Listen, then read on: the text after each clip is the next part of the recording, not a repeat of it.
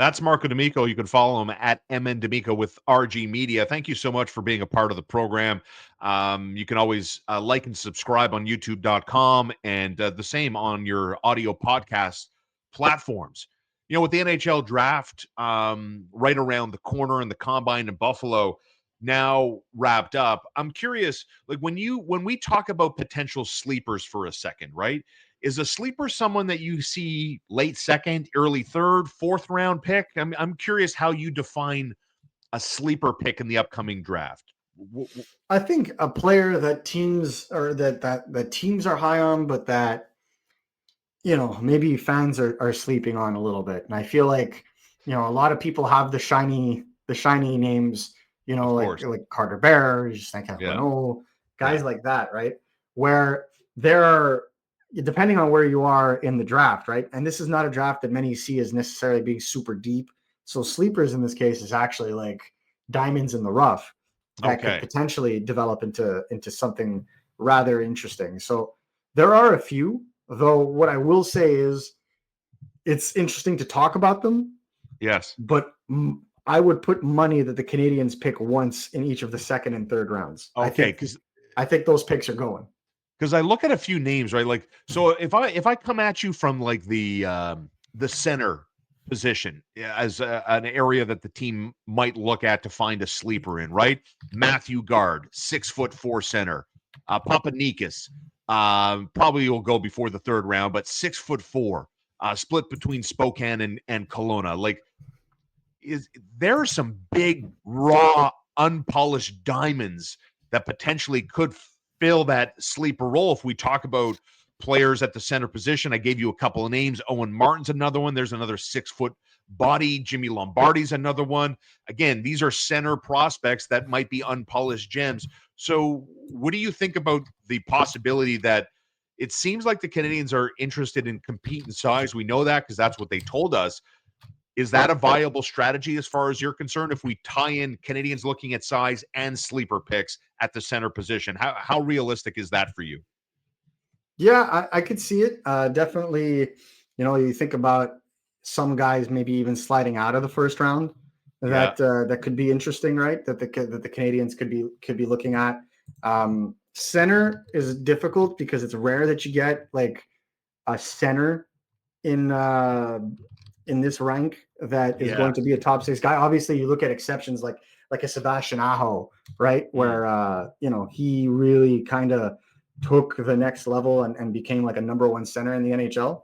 But when you look at guys that could be available in that range, like a William Moore that plays for the U.S. National Development Team, looks to be more of a two-way center, right? There's guys that could be available later on that could slide, right? You think about a guy like Jack Nesbitt, who, yes, is 6'4", but, the offensive production, because of, some issues in terms of mobility and whatnot, isn't necessarily at that level. But there are other players in this range, right? Like that really kind of fill certain needs. We talk about certain centers, you could throw the dice, right? And this is where I sit. Like there is a guy by the name of Colin Potter, who in my opinion is a first-round pick all day, every day. Excellent, just offensive numbers, played in the NCAA this year as an underager, right? And still produced 22 points in 35 games despite being 5'10". This is the kind of player that you can throw an early to mid-second round pick on, because if they hit, that's a top 6 talent, right? You're going for the home run. And I think at this point in the Canadians rebuild, you got to start trying to go for home runs. It worked out with a guy like 5'10", top 6, 5'10". Yes, but that could be you don't always have to look at drafting a player as where they necessarily fit in your lineup. Okay. You can look at a player and say, if he becomes a legitimate prospect, we draft him, say, Canadians draft him. 2 years, he spends another year in the NCAA. Yeah. Lights it up in Arizona. Signs his entry-level contract. Goes to Laval, is like almost a point per game player as a 20, 21-year-old in Laval. Then what? Then fans are going to be wanting to see him with the Canadians. Or you have yourself an ideal trade chip to then turn around and get an even bigger piece with him as a main piece, right? Him as a main trade chip. That's what you're looking for. It's asset value above all. yeah, you look at your top picks, generally speaking, as the players that you're going to plug and play into your lineup. Right. Everything after that in the second round and beyond, you're looking at a less than 25% hit rate. So if they're able to hit, it's gravy.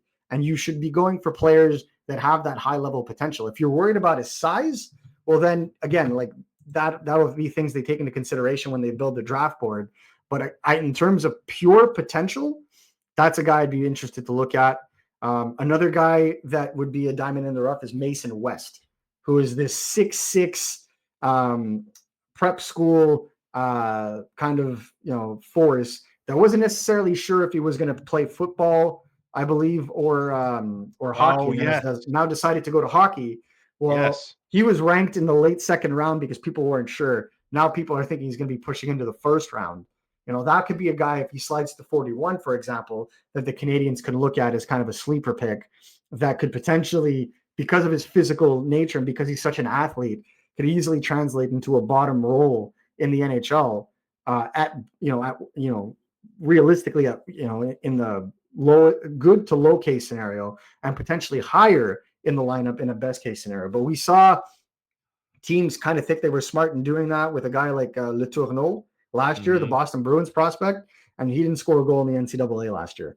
So, sometimes you win, sometimes you lose some. So that's why I say sleeper in the case of I don't pretend to know it all, but these are names to watch. And this is just at center.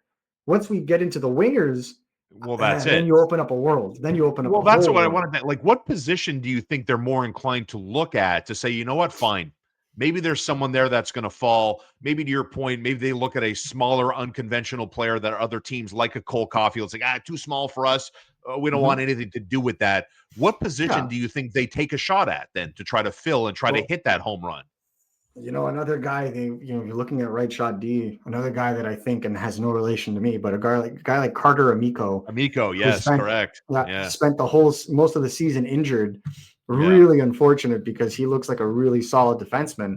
But if he slides into the second round because of injury concerns and a lack of visibility in his play, well, that's another risk the Canadians could take on, right? Because they need right shot defensemen. They have the defensive depth to take their time with him, so on and so forth. Like that could make a ton of sense.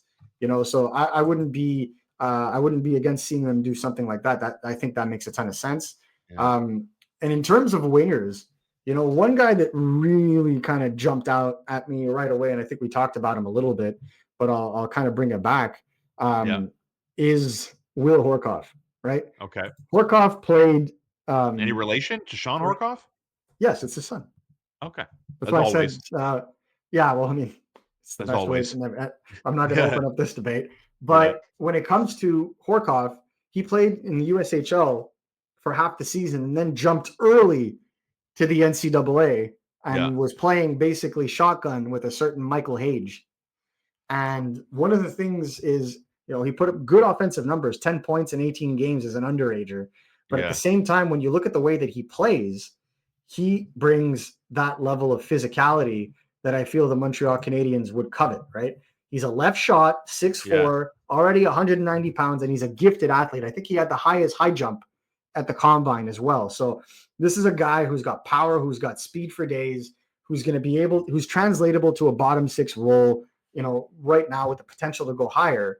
The only thing that people are thinking is, well, is he going to put it all together? And I feel like early second round, like in between 33 and 45, I think that's his range. I think that's exactly where he's going to go.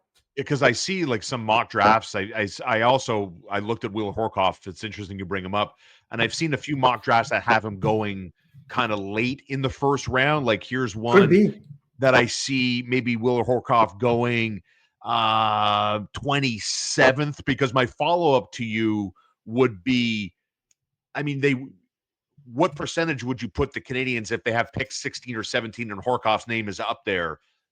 I mean, would that be too big a stretch for you to use 16 or 17 on Horcoff? I would personally. I think that would be a loss in value. Okay. At that point, trade down. Okay. So pick 16, 17 in your eyes, that is fringe top 6 player? Should be, yes. Fringe top 6 player, elite third line player. Elite third line player. Range, right? Obviously, there's outliers. Yeah. Right? Yes, I get that part. That's generally what you're working with. unless you go for the home run swings, right? So like Yeah. we were talking about it before. You could pick a guy like Lyndon Lakovich, who projects Yeah. to be a middle six winger, Yeah. or you could throw, you could throw a bone over to Cole Reshny, who had one of the best second halves of any prospect in the draft, and he played center and lit up, played very good in the playoffs despite being, seen as a smaller guy. I believe he's like 5'11 ish now, just a little bit over that. So I wouldn't necessarily say he's super small, but I still think that there's going to be some worry about that within the fan base. But he's a boomer bust pick where if he makes the NHL, that's a top 6 player all day, every day, I right? like So that.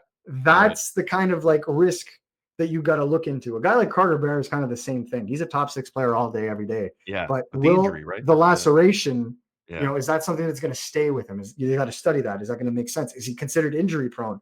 Did he produce offensively because he was a late born? Like there's so many questions for that, right? Because you have to puzzle that all together. And I feel like those question marks are going to make some very interesting players slide.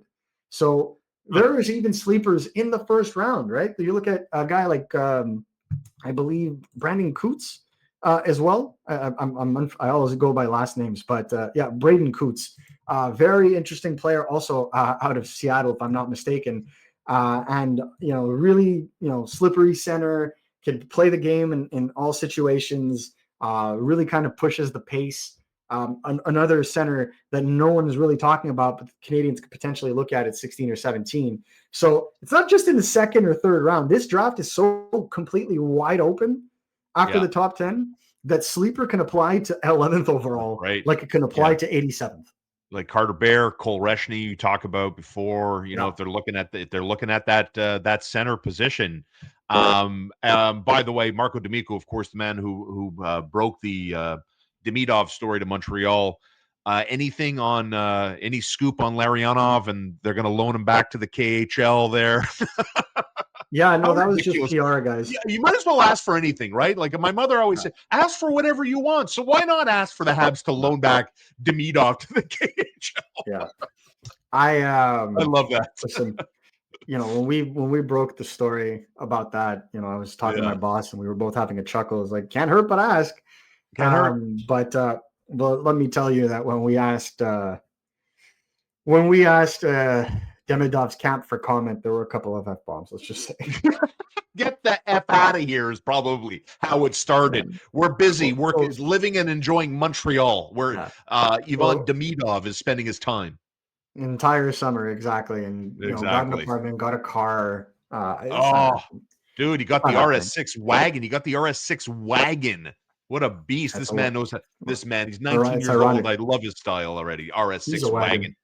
Oh, that thing is a beast, brother. Oh, I love it. So I don't see anything happening on that front. No, you don't. I think the best part of all of it, to be completely honest with you, was just watching the fans react. I think that God. It was great. You guys take the cake, Habs fans. You guys take the cake. Marco D'Amico, RG Media. Follow him at Emmett D'Amico for all the latest. Marco, thanks as always for a great week. Like and subscribe, and we'll see you next week with a fresh batch of Habs off-season content. We're getting that much closer to the draft, and we'll be all over it. Thank you, Marco. Always a pleasure, guys. Have a good one.